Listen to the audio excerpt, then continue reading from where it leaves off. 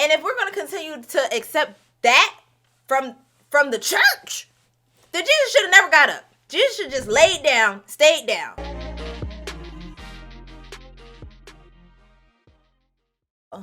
The way this video is not trying to get put out right now. Like, I am going to try it again for the third time.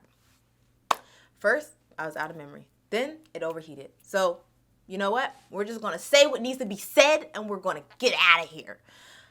Basically, what's up, y'all? As a chaplain of culture, I'm here to expand ideas and grind your gears, but I promise, as always, you're going to have a good time. This is going to be a little bit of a rant today because, as you know, it's Resurrection Sunday, and everybody's dressing up the little kids and getting in their Sunday's best, and they're going to, like, do the Easter eggs and all of those things. Wonderful. Here's the thing. I'm not going to be a part of that this year. No, I'm not. I think my last Resurrection Sunday, because, you know, I'm that black, I go to the blackity is churches where we call it Resurrection Sunday. Ain't know nothing about that Easter bunny.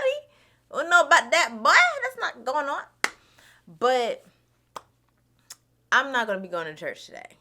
And that's not to say that you shouldn't go to church. No, that's just to say I'm not going to be going to church today. And the reason is because for me and my house, I have already went to too much church. I've already, like, I also don't eat, like, meat. I do eat, I'm pescatarian. I eat fish and stuff like that. And when people ask me, do you miss chicken? I say no. Like, if I never eat another chicken again, I've already had way too much chicken. Like, I am detoxing chicken for the rest of my life. And I feel the same way about church, right? It's weird. But I've already went to so much church. I've been under so much bad theology. Well-meaning, you know, kind of like the theology, like a lot of people are under. Well-meaning, but still trash. Trash at the best. At its best, it's still trash. And I'll probably spend the rest of my life detoxing bad theology. And that's why I'm in the space of, like, deconstructing, like, certain narratives. Like, certain narratives of, like, there's only one God and we can't acknowledge any other faith system, and our faith system is more superior than other faith systems. Like, all of those things are, like, threads of colonialism and white supremacy. And we would be smart to understand what the impact of that is. Them same people who told you your lips was too big and your nose was too wide and you was too black and you was too ugly to have a life and have it more abundantly, them same people are the ones who told you those things about this particular faith system. Right? Those same people who told you your lips is big, your nose is wide, and you too dark, and you too ugly, them same people are the ones who told you that if you don't do certain things, you're going to go to hell. And if you do certain other things, you're going to go to heaven. And nothing else matters except for going to heaven. All that matters is that you're going to heaven. Just focus on going to heaven. Don't look over what we're doing over here. Look up there. Look up there. Don't look up to the sky. Yeah. And to ask people who are living through that ecosystem of oppression to just be happy with heaven is crazy when you're living in hell. When you can't trust your water, you can't trust the food, you can't trust the people. Everybody is a death trap. And then I'm going back to grieving. I keep going back to grieving because there are people who are confused. Why? How? I go to church every Sunday. I follow the commandments. I do all of the things. And my baby got caught in a crossfire.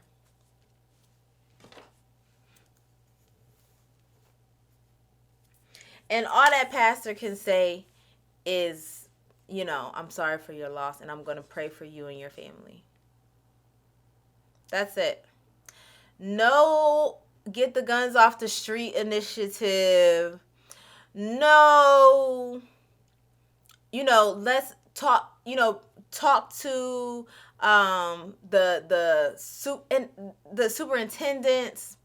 I would have loved to have the superintendent come to church and we have a powwow about, whatever. No talking to the city council. No figuring it out.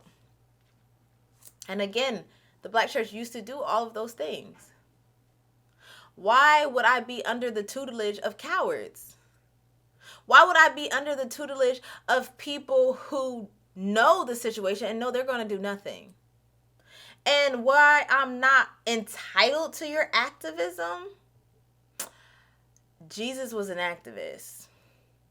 So if you're going to be a Christian and you're going to follow Jesus and you're not getting active in these streets, then I can't associate myself with that. I can't associate myself with that. You got a platform, you got money, you got a community. You are set up to succeed. You're set up to make something happen. Might be something small, but you know what? You just keep setting yourself up. Oh, we're going to get this other church down the road. We're going to raise money to get the other church down the road. Not raise money for after school programs, not raise money for laptops for kids in the cities who feel like they don't have as much as another kid, so they're going to steal it. Not raise money for, a gaming facility for the kids to come and play game. No, we need another church because we're going to haul more of y'all in here and we just going to pray together about stuff that we could actually we're going to pray about stuff that we can do something about. That's what y'all going to do. Ass backwards. I can't be under that tutelage. What? That's not even tutelage. That's toodaloo bye. That's what that is. I can't do that. I won't. Not anymore. I am not going to, because I strongly feel if we as Black people who attend Black churches are going to continue to not hold our churches and our church leadership accountable for the community in which they're in. If you live in a great community and everything's great, this ain't for you. This is for the people who went to church the way I went to church. Down the street is the trap house. That's the church I went to. If you're not accountable to you, Jesus was accountable to his community. He was accountable to random strangers that touched him and said, be well. Why aren't we making our communities well? Well, if Black people who attend Black churches are going to continue to not hold those spaces accountable for doing something, not just a book bag drive and a turkey.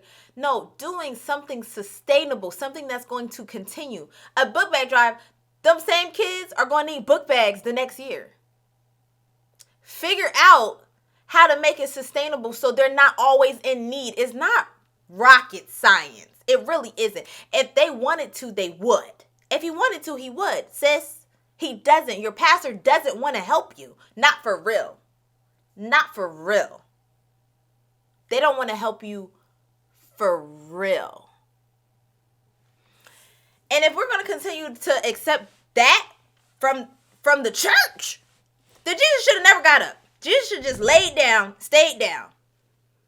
Jesus should have never rose. Jesus should have just slept for eternity.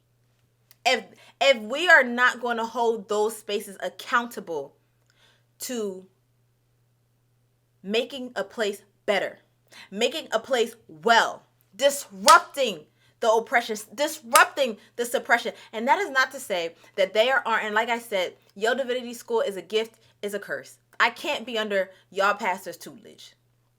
I can't.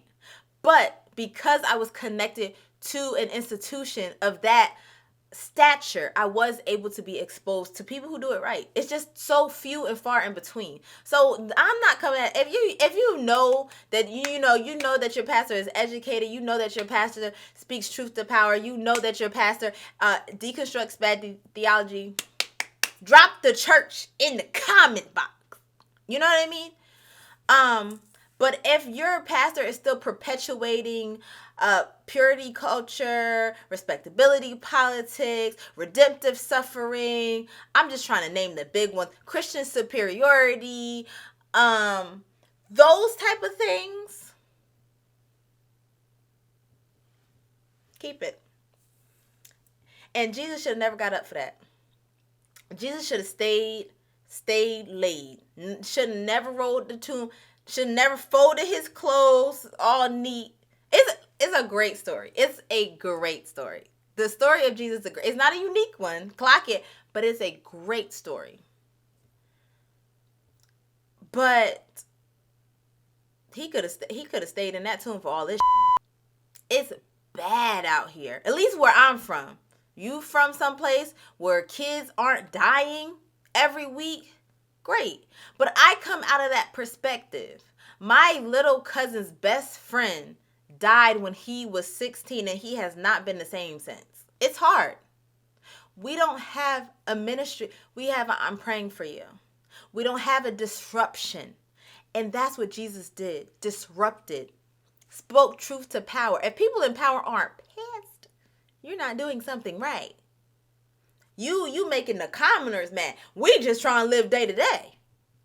Go speak to the city council. Go speak to the superintendent. Go speak to the governor. Go. Come on now. Facilitate a conversation and communication. It's not just about just going to church and being your best self and being all that you can be. How can we be our best community? How can we really have truthful conversations, honest conversations, and start to push the needle to lift some of the suppression? Let me know. Comment down below. It's a rant. There's really no point to it. The only point is it was pointless for Jesus to get up. if it was going to be like this.